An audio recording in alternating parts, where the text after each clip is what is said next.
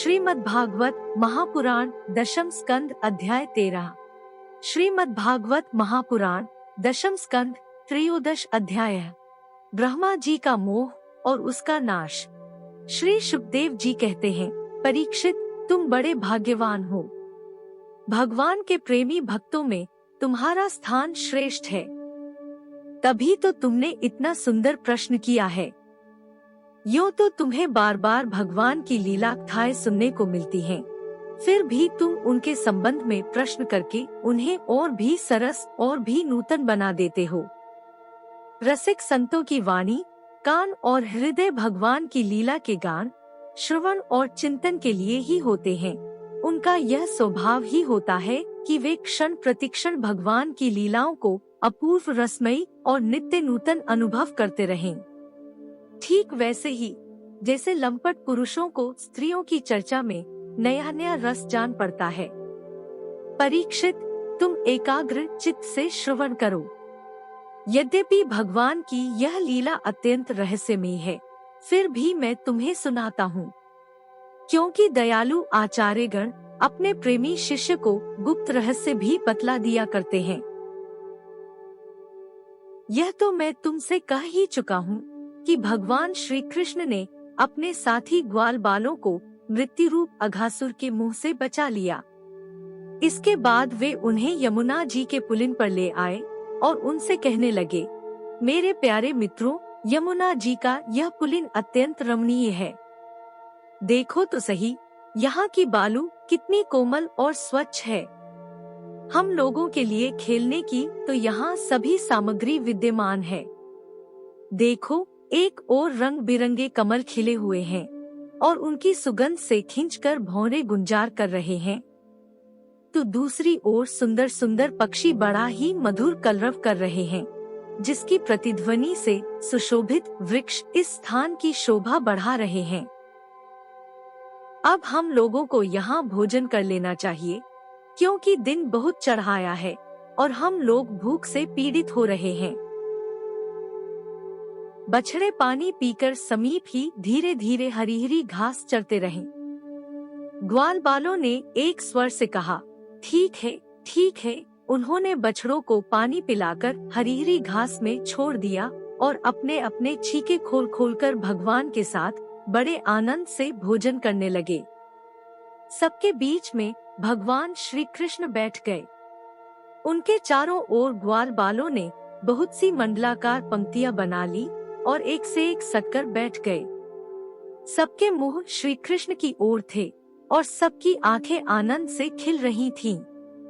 One भोजन के समय श्री कृष्ण के साथ बैठे हुए ग्वाल बाल ऐसे शोभायमान हो रहे थे, मानो कमल की कर्णिका के चारों ओर उसकी छोटी बड़ी पंखुड़ियां सुशोभित हो रही हों।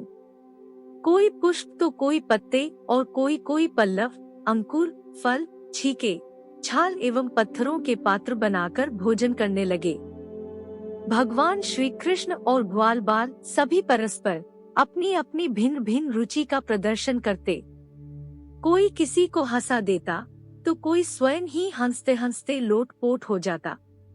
इस प्रकार वे सब भोजन करने लगे। उन्होंने मुरली को तो कमर की फेंट में आगे की ओर खोस लिया था, सींगी और बेंत बगल में दबा लिए थे। बाएं हाथ में बड़ा ही मधुर घृत मिश्रित दही भात का ग्रास था और अंगुलियों में अदरक, नींबू आदि के अचार मुरब्बे दबा रखे थे।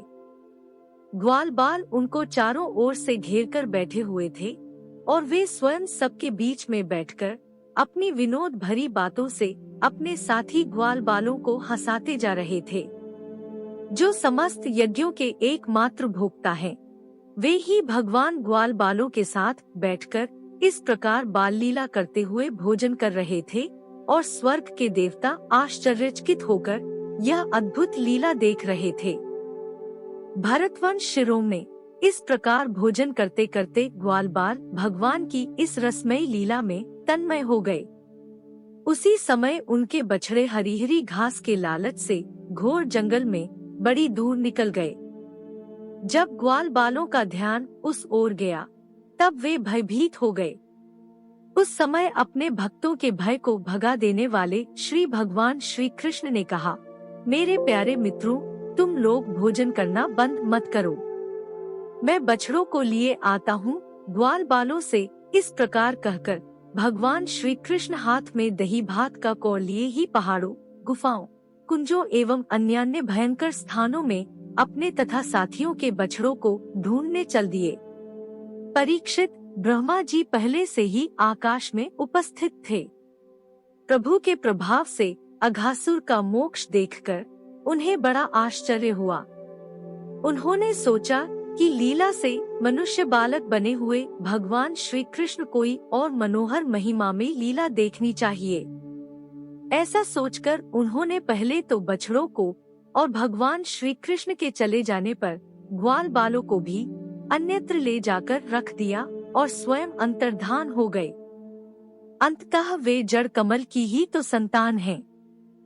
भगवान श्री कृष्ण बछड़े न मिलने पर यमुना जी पुलिन पर लौट आए, परंतु यहाँ क्या देखते हैं कि ग्वाल बाल भी नहीं है।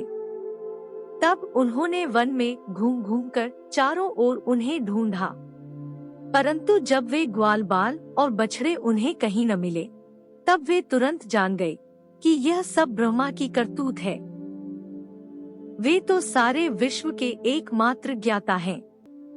अब भगवान श्री कृष्ण ने बछड़ों और ग्वाल बालों की माताओं को तथा ब्रह्मा जी को भी आनंदित करने के लिए अपने आप को ही बछड़ों और ग्वाल बालों दोनों के रूप में बना लिया, क्योंकि वे ही संपूर्ण विश्व के कर्ता सर्वशक्तिमान ईश्वर हैं।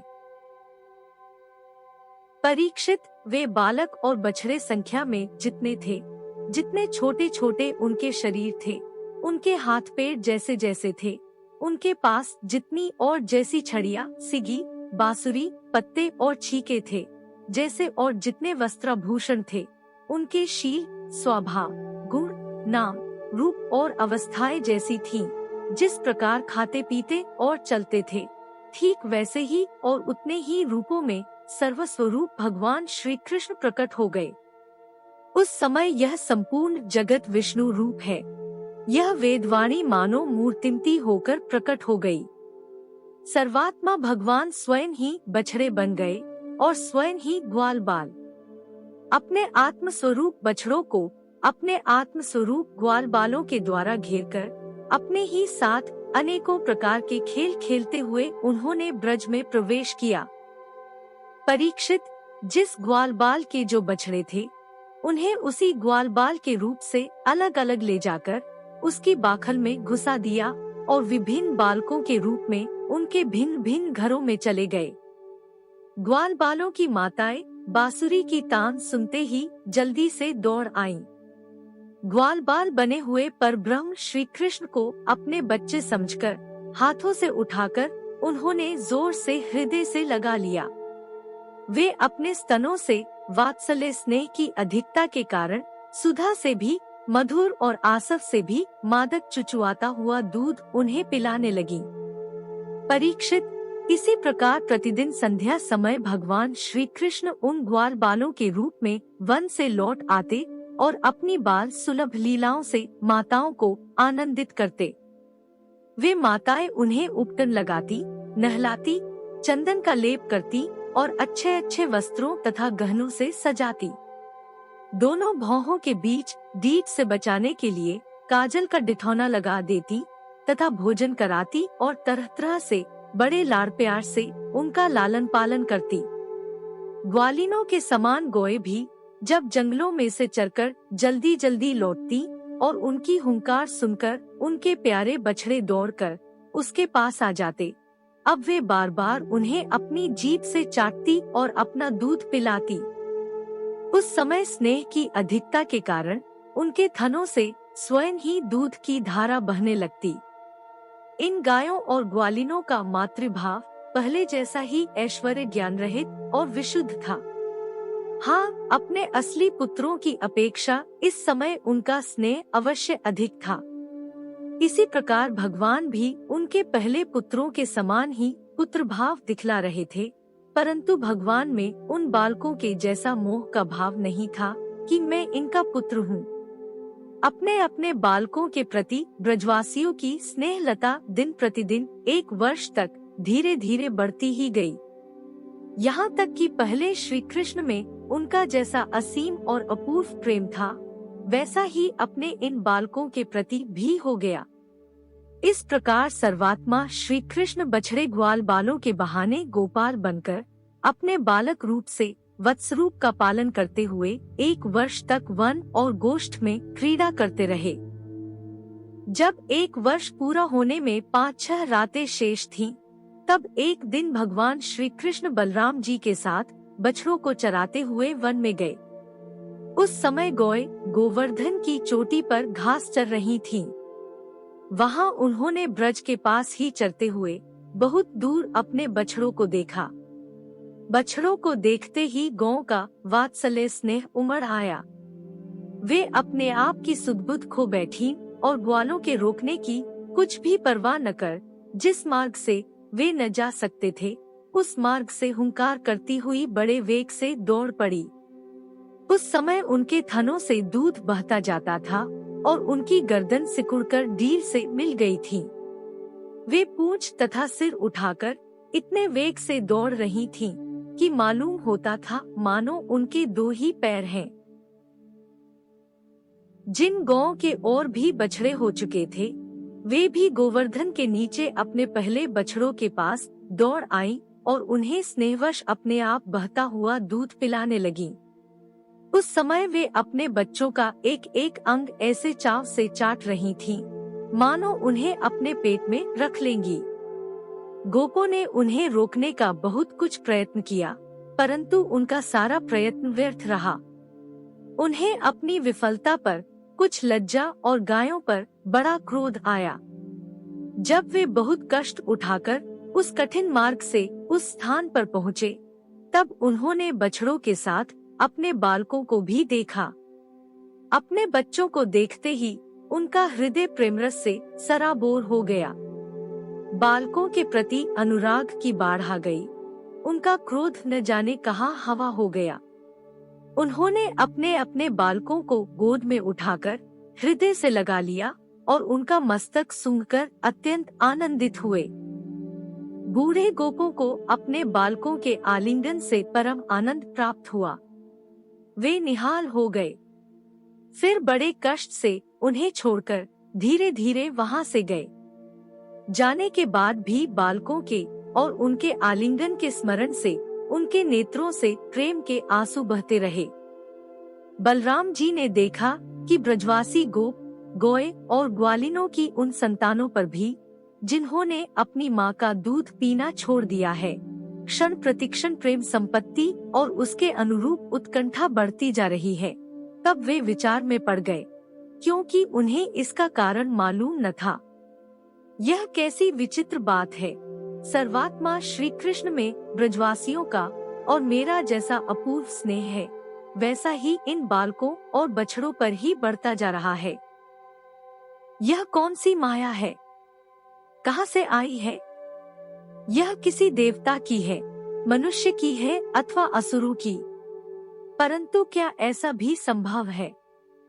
नहीं नहीं, यह तो मेरे प्रभु की माया है और किसी की माया में ऐसी सामर्थ्य नहीं जो मुझे भी मोहित कर ले। बलराम जी ने ऐसा विचार करके ज्ञान दृष्टि से देखा तो उन्हें ऐसा मालूम हुआ कि इन सब बछड़ों और ग्वाल बालों के रूप में केवल श्री कृष्ण ही श्री कृष्ण हैं। तब उन्होंने श्री कृष्ण से कहा, भगवन, ये ग्वाल बाल और बछड़े न देवता हैं और न तो कोई ऋषि ही।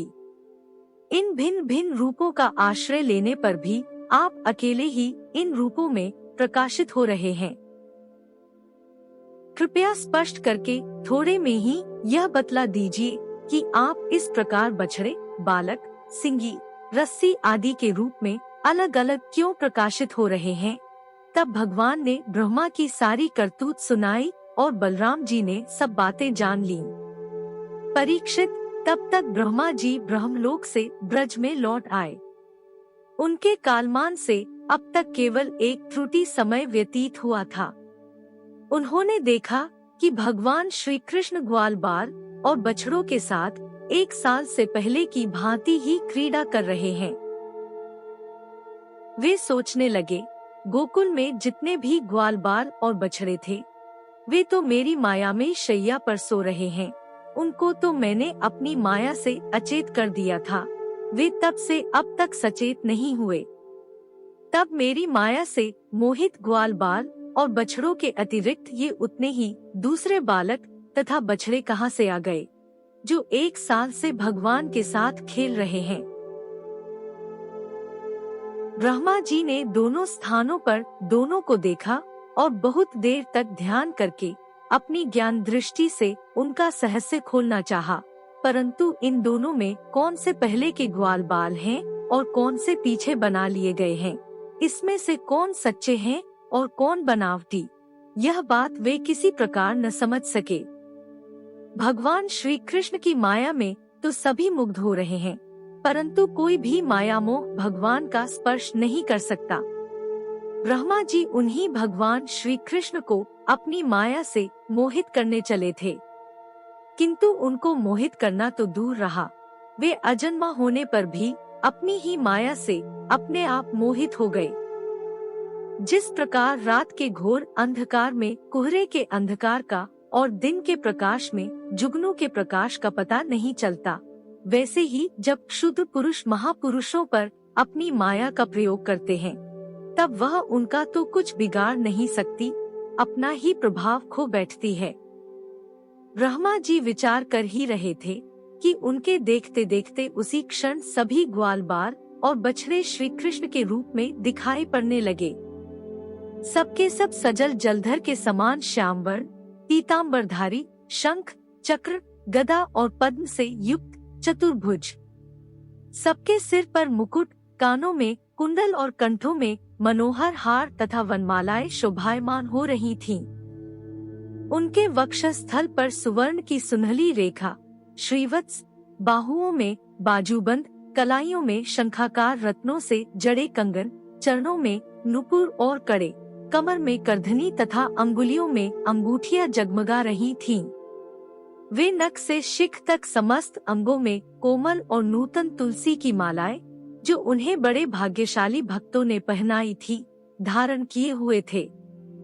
उनकी मुस्कान चांदनी के समान उज्जवल थी और रत्नारे नेत्रों की कटाक्षपूर्ण चितवन बड़ी ही मधुर थी।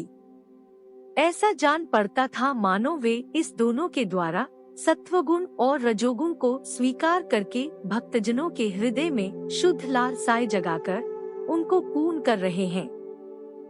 ब्रह्मा जी ने यह भी देखा कि उन्हीं के जैसे दूसरे ब्रह्मा से लेकर तृण तक सभी चराचर जीव मूर्तिमान होकर नाचते गाते अनेक प्रकार की पूजा सामग्री से अलग अलग भगवान के उन सब रूपों की उपासना कर रहे हैं। उन्हें अलग अलग अणिमा महिमा आदि सिद्धियाँ, माया विद्या आदि विभूतियाँ और महत्तत्व आदि 24 तत्व चारों ओर से घेरे हुए है। प्रकृति में क्षोभ उत्पन्न करने वाला काल, उसके परिणाम का कारण स्वभाव, वासनाओं को जगाने वाला संस्कार, कामनाएं, कर्म, विषय और फल, सभी मूर्तिमान होकर भगवान के प्रत्येक रूप की उपासना कर रहे हैं। भगवान की सत्ता और महत्ता के सामने उन सभी की सत्ता और महत्ता अपना अस्तित्व खो बैठी थी। ब्रह्मा जी ने यह भी देखा कि वे सभी भूत, भविष्यत और वर्तमान काल के द्वारा सीमित नहीं हैं, त्रिकाला बाधित सत्य हैं। वे सबके सब स्वयं प्रकाश और केवल अनंत आनंद स्वरूप हैं। उनमें जड़ता अथवा चेतना का भेदभाव नहीं है। वे सबके सब एकरस हैं। यहाँ तक कि उपनिषदर्शी तत्वज्ञानियों की दृष्टि भी उनकी अनंत महिमा का स्पर्श नहीं कर सकती। इस प्रकार ब्रह्मा जी ने एक साथ ही देखा कि वे सबके सब उन पर ब्रह्म परमात्मा श्री कृष्ण के ही स्वरूप हैं, जिनके प्रकाश से यह सारा जगत प्रकाशित हो रहा है। यह अत्यंत आश्चर्यमय दृश्य देखकर ब्रह्मा जी तो चकित रह गए। उनकी 11 इंद्रियां क्षुब्ध एवं स्तब्ध रह गईं। वे भगवान के तेज से निस्तेज होकर मौन हो गए। उस समय वे ऐसे स्तब्ध होकर खड़े रह गए, मानो ब्रज के अधिष्ठात्री देवता के पास एक पुतली खड़ी हो। परीक्षित, भगवान का स्वरूप तर्क से परे है। उसकी महिमा असाधारण है। वह स्वयं प्रकाश, आनंद स्वरूप और माया से अतीत है। वेदांत भी साक्षात रूप से उनका वर्णन करने में असमर्थ है। इसलिए उससे भिन्न का निषेध करके आनंद स्वरूप ब्रह्मा का किसी प्रकार कुछ संकेत करता है। यद्यपि ब्रह्मा जी समस्त विद्याओं के अधिपति हैं, तथापि भगवान के दिव्य स्वरूप को वे तनिक भी न समझ सके कि यह क्या है। यहाँ तक कि वे भगवान के उन महिमामय रूपों को देखने में भी असमर्थ हो गए। उनकी आंखें मूंद गईं। भगवान श्री कृष्ण ने ब्रह्मा के इस मोह और असमर्थता को जानकर बिना किसी प्रयास के तुरंत अपनी माया का पर्दा हटा दिया। इससे ब्रह्मा जी को बाह्य ज्ञान हुआ। वे मानो मरकर फिर जी उठे। सचेत होकर उन्होंने ज्यों-त्यों करके बड़े कष्ट से अपने नेत्र खोले। तब कहीं उन्हें अपना शरीर और यह जगत दिखाई पड़ा। फिर ब्रह्मा जी जब चारों ओर देखने लगे, तब पहले दिशाएं और उसके बाद तुरंत ही उनके सामने वृंदावन दिखाई पड़ा। वृंदावन सबके लिए एक सा प्यारा है। जिधर देखिए उधर ही जीवों को जीवन देने वाले फल और फूलों से लदे हुए, हरे हरे पत्तों से लहलहाते हुए वृक्षों की पांतें शोभा पा रही हैं। भगवान श्री कृष्ण की लीला भूमि होने के कारण वृंदावन धाम में क्रोध, तृष्णा आदि दोष प्रवेश नहीं कर सकते और वहाँ स्वभाव से ही परस्पर दुस्तेज बैर रखने वाले मनुष्य और पशु पक्षी भी प्रेमी मित्रों के समान हिल मिलकर एक साथ रहते हैं। ब्रह्मा जी ने वृंदावन का दर्शन करने के बाद देखा कि अद्वितीय परब्रह्म गोपवंश के बालक का सा नाट्य कर रहा है। एक होने पर भी उसके सखा है, अनंत होने पर भी वह इधर उधर घूम रहा है और उसका ज्ञान अगाध होने पर भी वह अपने ग्वाल बाल और बछड़ों को ढूंढ रहा है। ब्रह्मा जी ने देखा कि जैसे भगवान श्री कृष्ण पहले अपने हाथ में दही भात का कौर लिए उन्हें ढूंढ रहे थे, वैसे ही अब भी अकेले ही उनकी खोज में लगे हैं। भगवान को देखते ही ब्रह्मा जी अपने वाहन हंस पर से कूद पड़े और सोने के समान चमकते हुए अपने शरीर से पृथ्वी पर दंड की भांति गिर पड़े। उन्होंने अपने चारों मुकुटों के अग्रभाग से भगवान के चरणकमलों का स्पर्श करके नमस्कार किया और आनंद के आंसुओं की धारा से उन्हें नहला दिया। वे भगवान श्री कृष्ण की पहले देखी हुई महिमा का बार बार स्मरण करते, उनके चरणों पर गिरते और उठ-उठकर फिर गिर पड़ते। इसी प्रकार बहुत देर तक वे भगवान के चरणों में ही पड़े रहे। फिर धीरे धीरे उठे और अपने नेत्रों के आंसू पोंछे। प्रेम और मुक्ति के एकमात्र उद्गम भगवान को देखकर उनका सिर झुक गया। वे कांपने लगे। अंजलि बांधकर बड़ी नम्रता और एकाग्रता के साथ गदगद वाणी से वे भगवान की स्तुति करने लगे।